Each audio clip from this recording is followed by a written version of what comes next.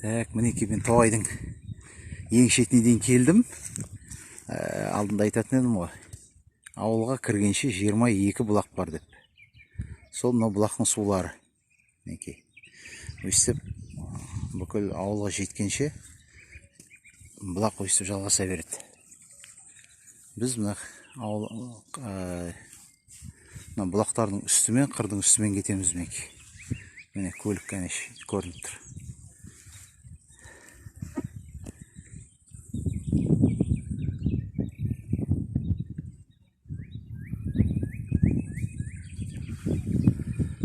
Осындай бұлақ, 22 бұлақ бар.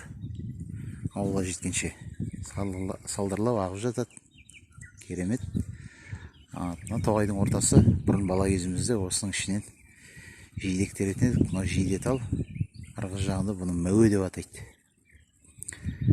Біз бұны жиде деп атаймыз.